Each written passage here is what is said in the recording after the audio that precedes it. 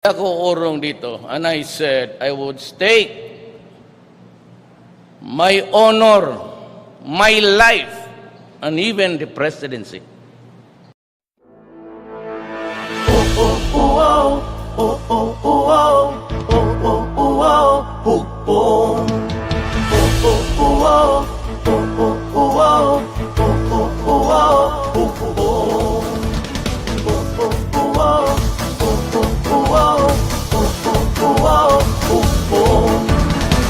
Hukong ng pagbabago, hukong ng pagbabago, pag-asenso, hukong ng pagbabago, hukong ng pagbabago, katawan ang nasayo.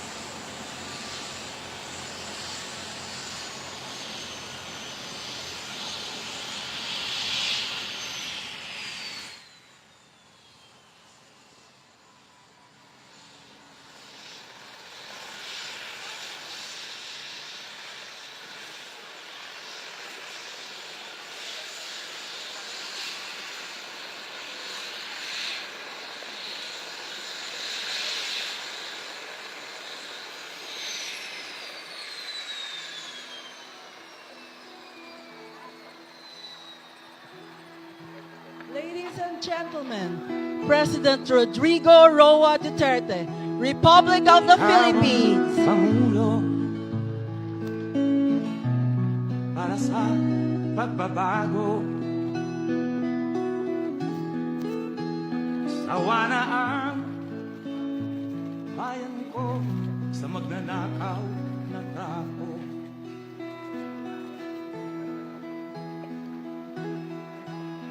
Madilim na kahapon. At this juncture, we will witness the unveiling of the marker of the facility, which will be led by President Rodrigo Roa Duterte, Dr. Joy Ruiz Molliston, Dr. Glenn Noel Ruiz, and Mrs. Harriet Ruiz. Tayo na, Pilipinas. Tayo na, magbago. Hawak kamay tayo. Thank you, President Rodrigo Roa Duterte. At this point, the President and party will tour the facility, accompanied by the founders and officers of the Moscati Meadows Residential Treatment Facility. May I request the audience to remain seated while they tour the facility.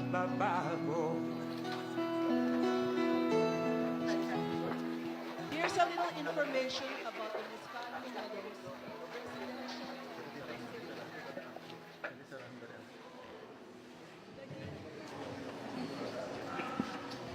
the whole person from the disease of addiction. Our goal is to heal the self, the family, and the community from the ravages of drug and alcohol addiction. We provide extraordinary treatment modalities found in the United States, including drug court expertise, telemedicine, motivational interviewing, family therapy, CBTC, etc., offered for the first time in the Philippines. As a healing haven, we will provide spiritual activities that will heal the heart and soul. Ikaw at ako, tayong lahat kay Rodrigo. Excuse me. Duterte, para sa tunay na pagbabago. Why am I here? I am here because I love my country and I love the people of the Philippines. Ikaw at ako, tayong lahat kay Rodrigo. Duterte, para sa tunay na pagbabago.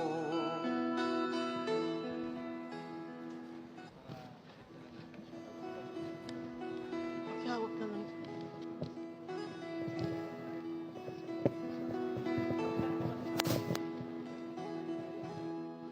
Ikaw ang Pangulo. As a healing haven, we will provide spiritual activities that will heal the heart and the soul. We have a meditation center as well as a chapel where Christians can find solace and peace. We have experienced administrators, therapists, counselors, nurses, and psychiatrists. We have a specialist in addiction medicine who was responsible for building several excellent treatment programs in the United States. Sa piling mo, di ko mawawala ang korupsyon.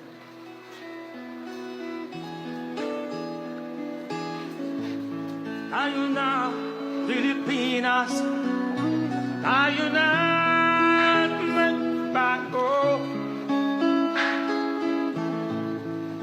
Hawak kamay tayo para sa pag-asenso. Ikaw at ako, tayong lahat kay Rodrigo Duterte, para sa tunay na pagbabago.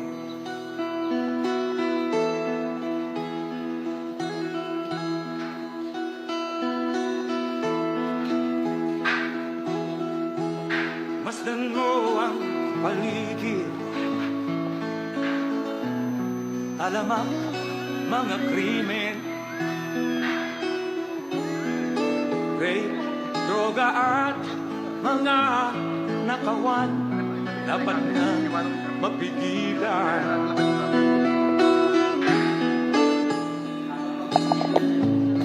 Tayo na, Pilipinas. Tayo na magbago. Hawak kamay tayo para sa pag-asenso. Ikaw at ako, tayong lahat kay Rodrigo Duterte, para sa tunay na pagbabago. Why am I here? I am here because I love my country and I love the people of the Philippines. Ikaw at ako, tayong lahat kay Rodrigo Duterte, para sa tunay na pagbabago.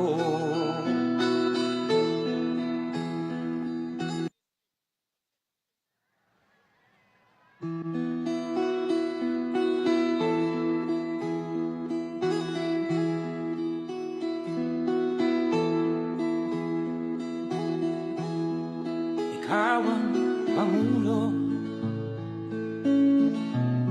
para sa pagbabago. Sawa na ang bayan ko sa magnanakaw na tao.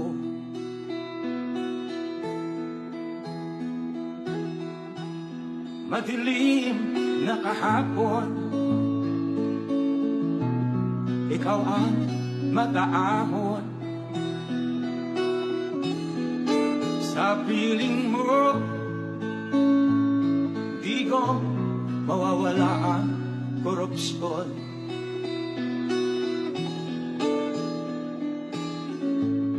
Tayo na, Pilipinas, tayo na at magbago. Hawak kamay tayo para sa pag-asenso. Ikaw at ako, tayong lahat kay Rodrigo Duterte, para sa tunay na pagbabago.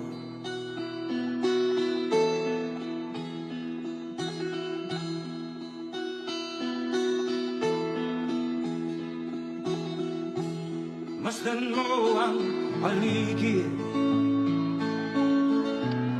alamak mga krimen,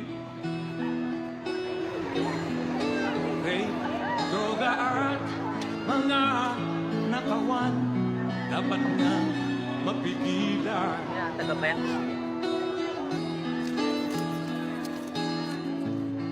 Tayo na, Pilipinas, tayo na magbago. Hawak kamay tayo para sa pag-asenso. Ikaw at ako, tayong lahat kailangan.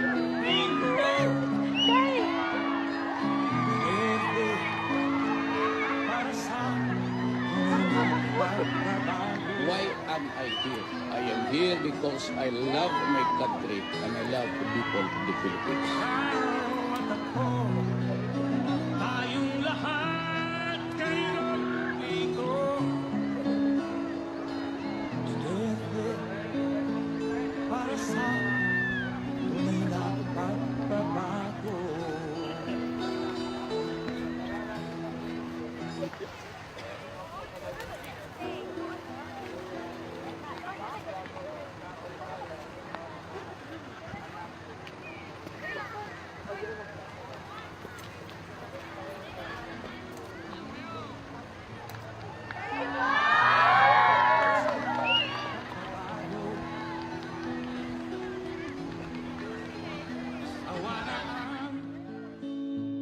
Bayan ko sa magnanakaw na tao.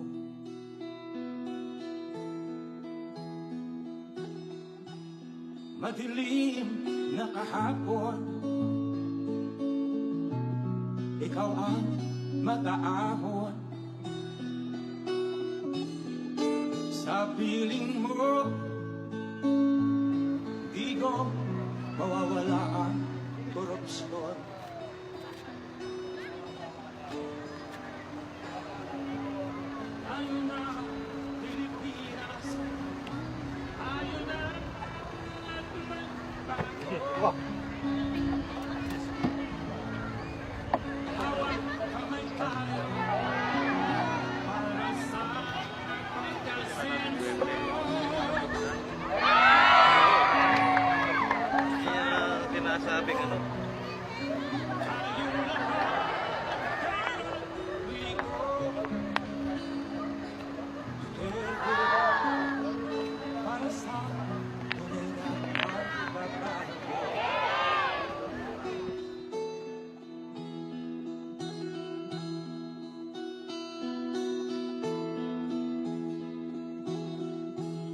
Masdan mo ang paligid,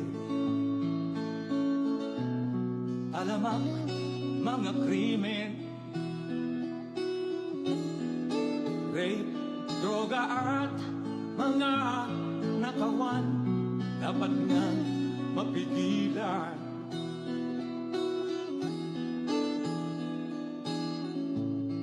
Tayo na Pilipinas, tayo na magbago. Hawat kamay tayo para sa pag-asenso. Ikaw at ako, tayong lahat kailangan.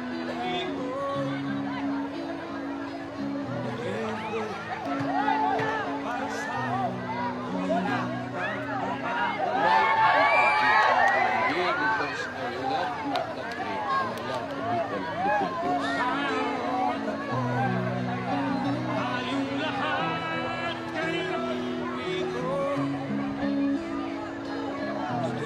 Para sa mga pagbabago.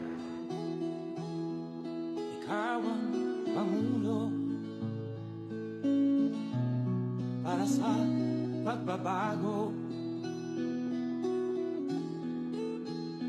Sawa na ang bayan ko sa magnanakaw na tao.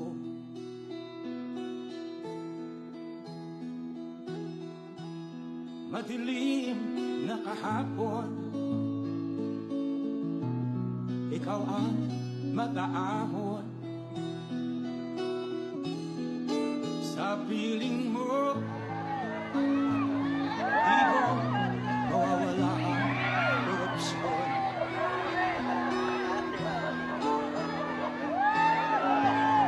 Ang mga Pilipinas, tayo na magbago. Hawat kamay tayo para sa pag-asenso. Ikaw at ako, tayong lahat kailan rito.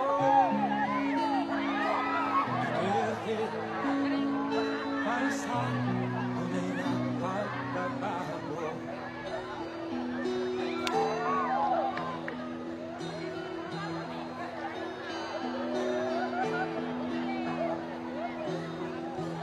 Masdan mo ang paligid,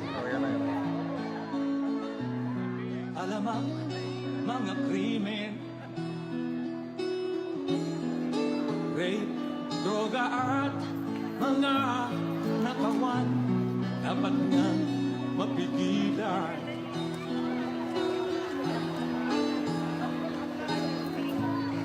Tayo na Pilipinas, tayo na magbago. Hawat kamay tayo para sa pag-asenso. Ikaw at ako, tayong lahat kay Rodrigo Duterte para sa tunay na pagbabago. Why am I here? I am here because I love my country and I love the people of the Philippines. Ikaw at ako, tayong lahat kay Rodrigo Duterte para sa tunay na pagbabago.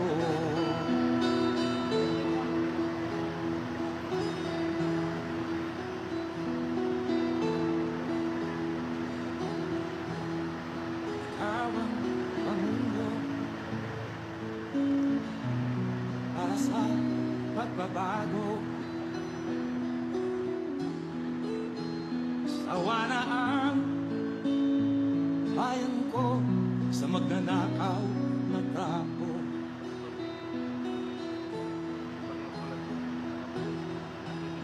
Madilim na kahapon, ikaw ang mag-aahon. Sa piling mo, di ko mawawala ang korupsyon. Again, ladies and gentlemen, let us give a big round of applause to our beloved President, Rodrigo Roa Duterte. Bago, hawak kamay tayo para sa Please take your seat. pag-asenso. Please take your seats. Ikaw at ako, tayong lahat kay Rodrigo Good afternoon, Duterte. everyone, and welcome to the inauguration of the Mascati Meadows Residential Treatment Facility. To begin our program, may I now call on Dr. Glenn Noel P. Ruiz, co-founder of Mascati Meadows, to give the welcome remarks.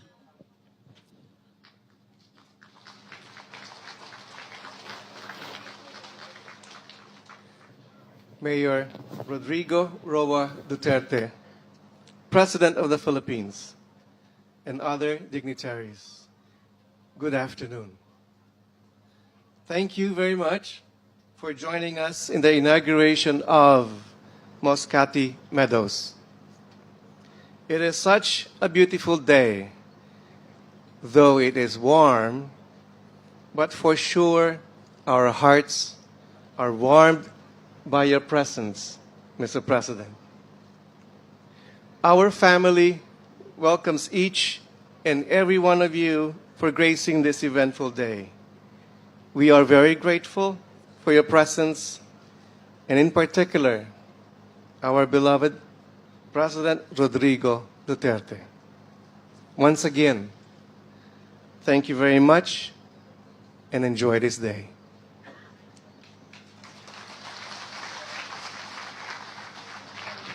Thank you very much, Dr. Glenn Ruiz.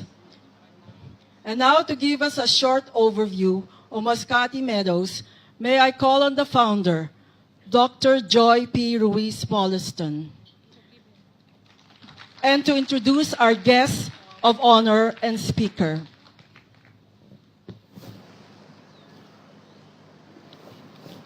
Honorable Mayor and President Rodrigo Roa Duterte, Special Assistant Bongo, special guests, thank you again for coming to the inauguration of Mascati Meadows, a world-class residential treatment facility.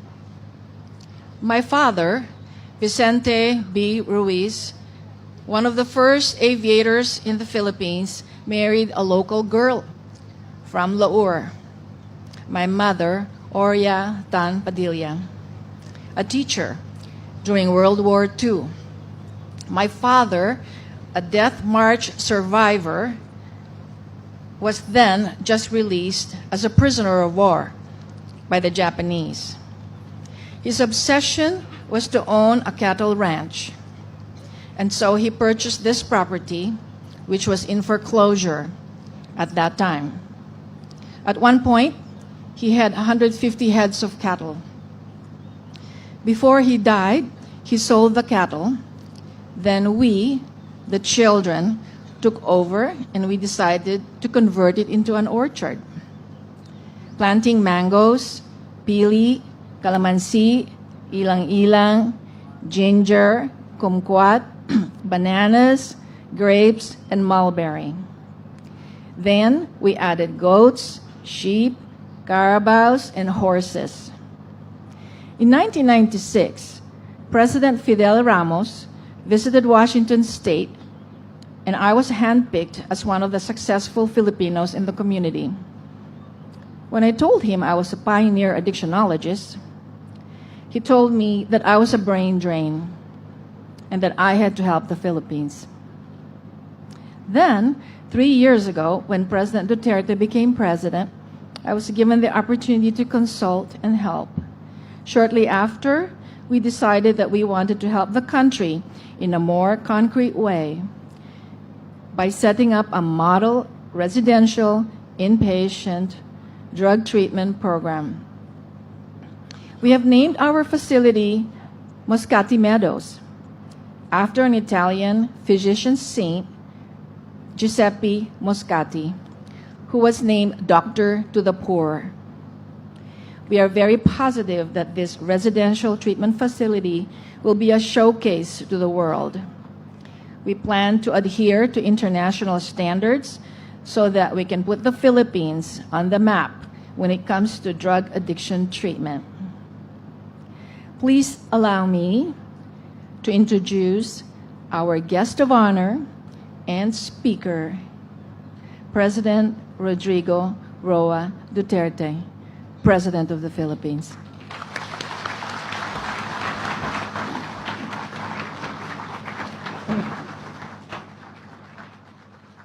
Kindly take your seats and salamat sa kortesiya po.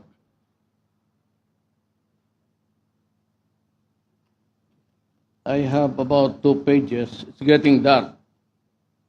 But I'll try to maybe read the speech.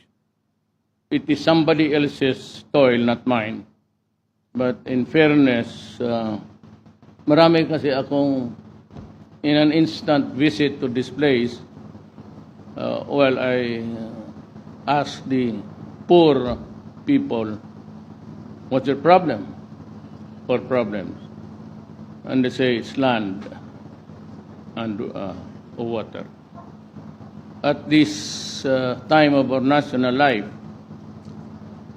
I would even say that they've been telling the military and the police that unless we solve this age-old problem of getting the lands to the people, we can never end the insurgency problem in this country. And mind you, for as long as there is no law and order, and for as long as corruption graft continues, just the same. Even if you give the president 5 terms, at the rate that we're going, facing so many fronts, some revolutions are motivated by territoriality, like Murad and Miswari. There's a group run by an ideology that is dedicated to the destruction of mankind. These ISIS guys, wala itong ideolohiya. Except that I'd like to tell everybody, and in front of, not here and now, ang Pilipino, na walang ginawa itong mga to kung hindi pumatay. At pumatay at pumatay. And maybe they really like a world that is in turmoil. But I will continue with that after this speech. Moscati Meadows Residential Treatment Facility founder Dr. Joy Ruiz Melstone and family, co-founder Mr. Glenn Nobel Ruiz, the honorable members of the House of Representatives, local government officials, members of the officers and men of the Armed Forces of the Philippines and the Philippine National Police, mga kababayan ko. I am pleased to join you today as we inaugurate the Moscati Meadows Residential Treatment Facility. This 1-hectare residential addiction treatment center, which targets to accommodate up to 50 patients who will undergo a 6-month holistic rehabilitation program, is truly in line with this administration's efforts to combat the drug menace that has plagued our society for so long. I acknowledge the efforts of the management and staff of Moscati Meadows for successfully launching this facility, which will serve as a haven for those who have been victims of drug abuse. I am truly glad that to this center you will help them recover and find their way back to society. By complementing traditional rehabilitation treatment with medical, non-medical treatment methods such as group and individual therapy sessions, meditations, horticulture, and farm animal therapy, you will not just provide holistic care for your patients, but will empower them to become effective drug and alcoholic counselors to their peers who suffer the same predicament. With our firm, there's another page. Indeed, we have made significant headway in our fight against illegal drugs, as we have conducted 900 operations in Indonesia alone, leading to more than 1,000 arrests. In 2018, the Department of Health Treatment and Rehabilitation Centers have been provided more than 4,400 patient services and 4,300 outpatient services with more than 3,500 patients, complementing the primary care program. I have to hurry. It's getting dark. My eyes is not as... But if I look at the beautiful woman, I can see clearly. This event is very timely as we intensify our efforts to ensure a safe and progressive future for the Filipinos, especially the youth.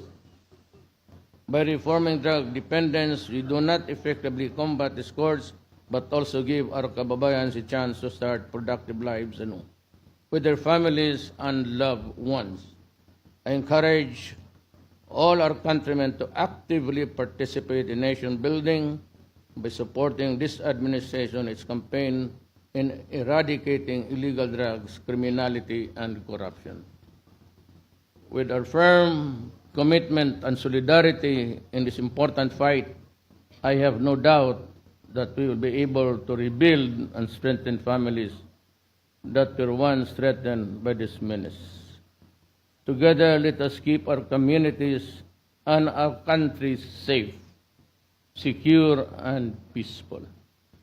Mayroon itong salamat, hindi ko sabihin, at mayroon akong sabihin sa inyo. You know, when I became mayor 1988 in my town, Davao City, I was a prosecutor, and suddenly I found myself administering the affairs of the city. At doon nag-umpisa yung Met, Shabu. Umpisa lang noon sa Kalakasan. And I was then prosecuting cases. I've had my heartaches, my failures in my task, simply because of corruption, fear, and the bravado guys who went out just ahead to destroy a community. Alam mo po, sinabi ko sa kanila, I'm going to build this city. I'll make it comfortable for everybody. But do not destroy the product of my efforts. Or if you do, you will die. At sinabi ko doon sa nagpapabili ng mga droga at pinapakain sa mga anak natin, do not do it. Do that with our children because you will die. Ngayon dito na presidente ako, same. If you destroy my country, I will kill you.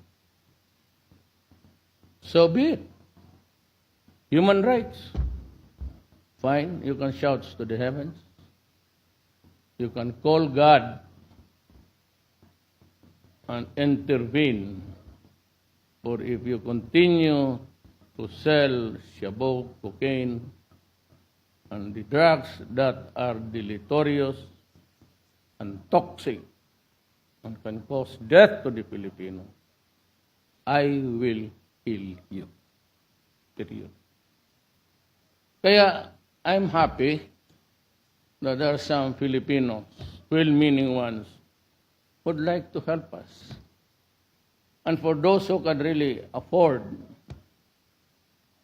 you have this kind of facility where there is a higher level of rebuilding and rehabilitating your character and your brain. For those na wala, there are a lot of government-run and privately owned foundations who can take care of you. But for those who are in the business, my God, no quarters given, no quarters asked. I don't give a shit. I will just kill you. What, me worry about human rights? Why? The shouts to the heaven with bleeding hearts for a son of a bitch there lying dead and who has contaminated more than 1,000. The latest was 3 million. And it was a number which was placed in doubt by many liberals.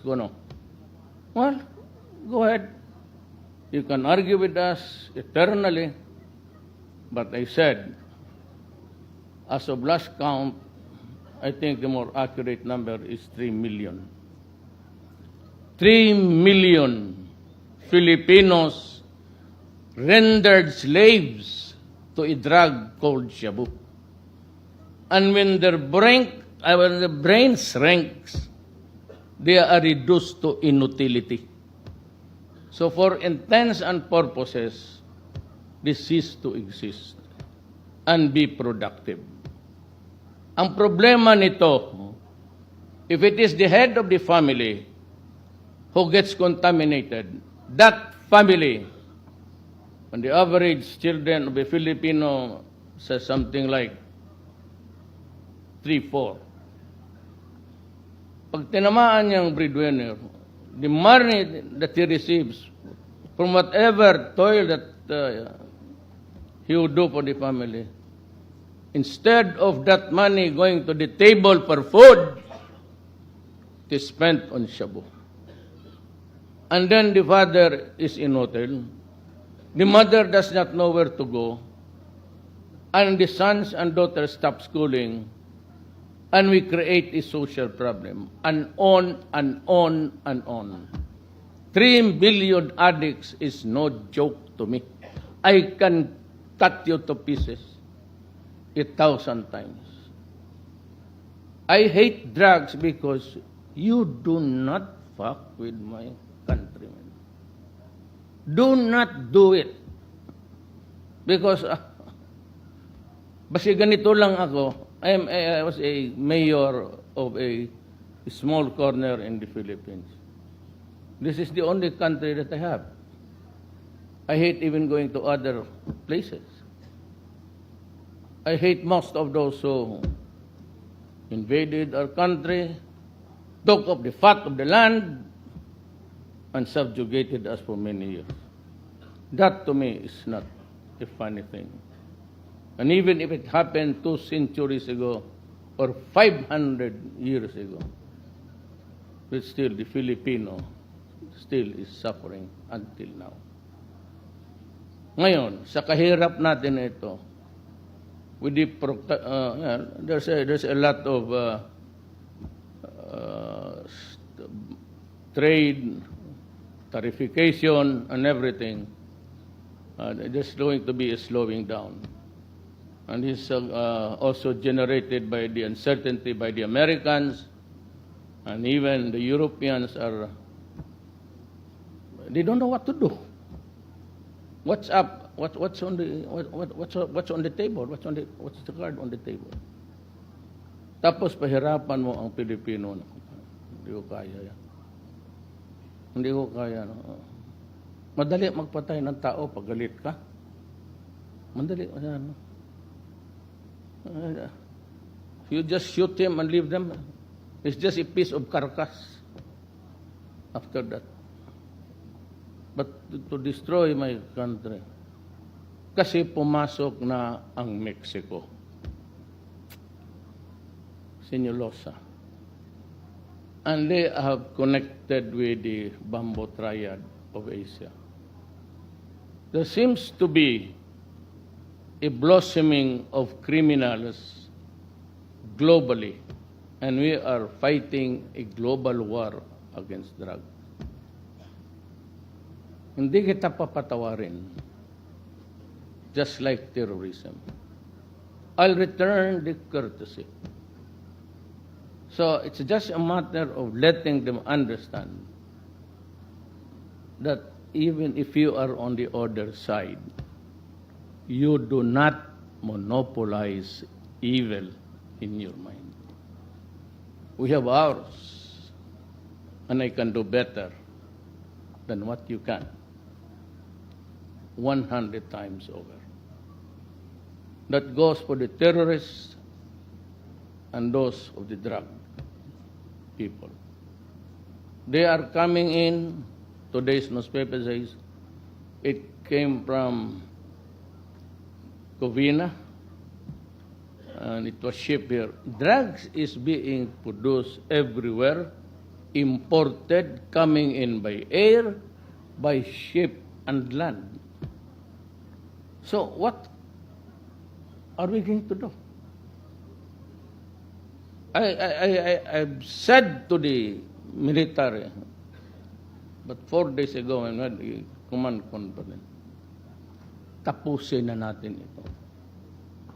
Sa panahon ko, while I'm still here, ready to assume singly, I will assume full legal responsibility for whatever it is. And they can hang me if you want. No problem. I like hanging. It's kind of nice to feel your throat being so it in the movies. Some are, I don't know if they're crying, but some are laughing. I said, I can kill an enemy, but to the drug people, I can kill you for nothing. Kaya nga ng Meksikano. Pumapasok sila lahat. Ngayon, gusto nilang subukan. Sige. We are prepared. My soldiers and my police. We are ready to meet the challenge. At sinabi ko sa kanila, tapusin na natin ito habang ako pa. And the reason why they are working, and the reason why in the past there was no there were no surrenderies, payat na walang malnourished, because everybody was just pushing the dirt on the drug.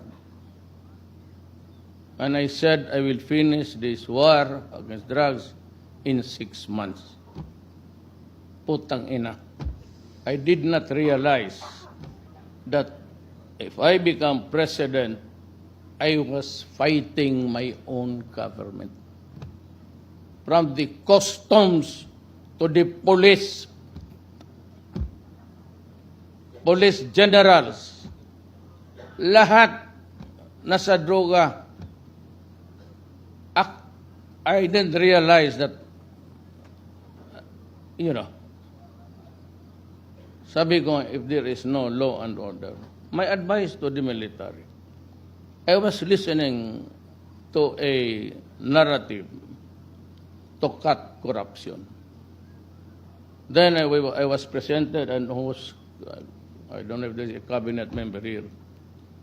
The guy presented clearance from the LGU, business permit, almost 2 pages.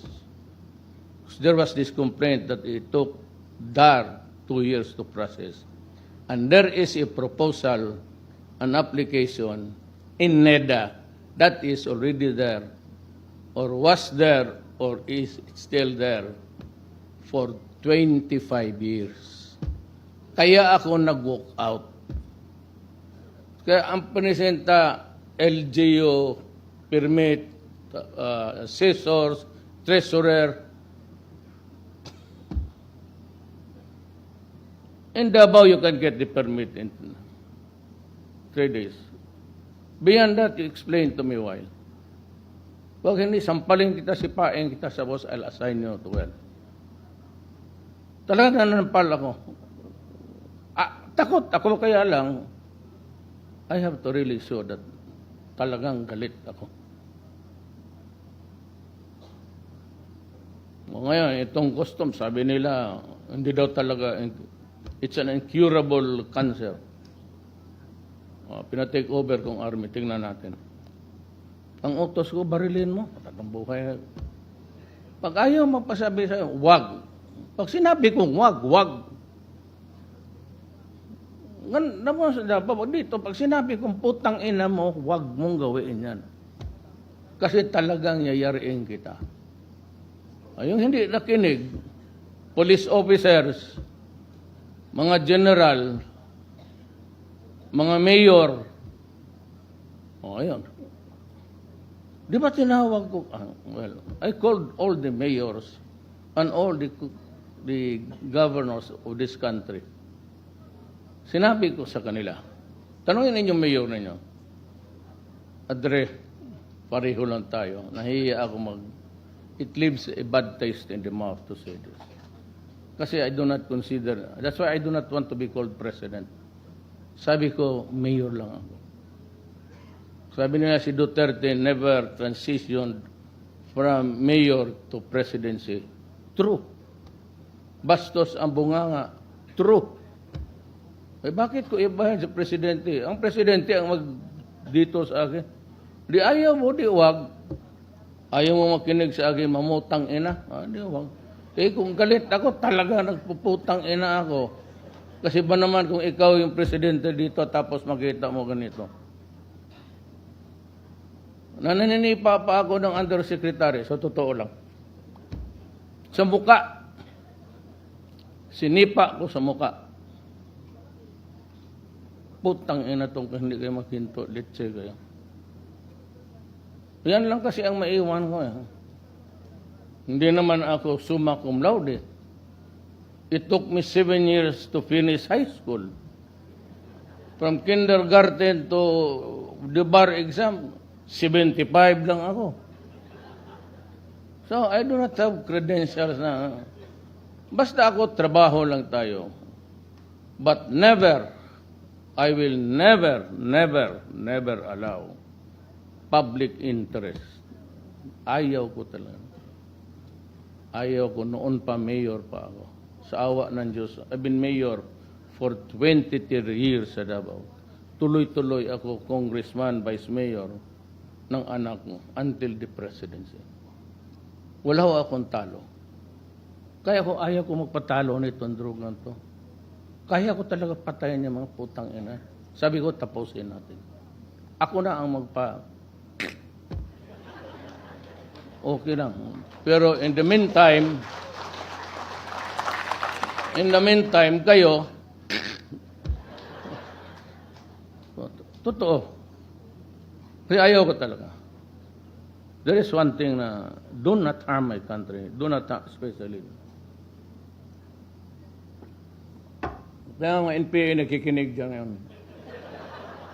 Hoy, mga NPA, alam kong problema ninyo.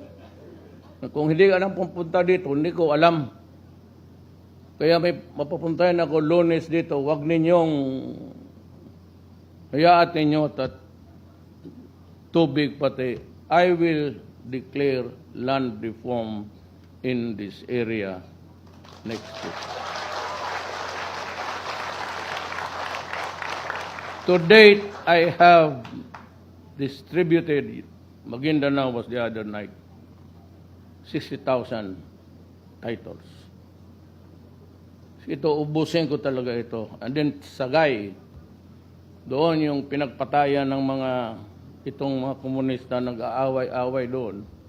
At kami naman ang pinagbibintangan. Sila yung nagpapatayan dyan, mga NPA. Pupunta ako doon because dineclare ko ng land reform. Even Boracay, there was a jacking of, because sa likod ng Boracay is a vast agricultural land. Everybody was interested to occupy ng subdivision, building siguro, chalets, bungalow, kung ano na lang. Sabi ko, tignan ko, linisin din niyo muna yung Boracay. Paglinis ng Boracay, tinawag ko Undersecretary Nandar. Halika. You declare the land behind the shores of Boracay a land reform area. I gave it to all the natives, mga ETA doon sa. Wala akong binigyang iba. Binigay ko sa mga natibo. Inyo na yan. And right now, it's worth 1 million. So, 10 years from now, mga anak ninyo makatikim ng pera. At least sa buhay nila, yung generation niya, makatikim ng milyon. Total, yung may-ari dyan ng mga puro naman mayaman yung mga yawa na. Wala. Bakit? I do not work for I work for the people. I do not work for, I serve no master. I am a worker of government. The military and the police are workers of the government, and we work for the people. So once again, I give you my solemn promise. Di talaga ako papayag na baski sino, baski pumasok silang lahat, putang inyo, papatayin ko talaga kayo. Sa totoo lang. Salamat po. Thank you very much, President Rodrigo Roa Duterte. At this time, may we request the President to stay on stage for photo opportunity in 2 batches. First batch, may we call on stage the founder and immediate family. Second batch, please be ready.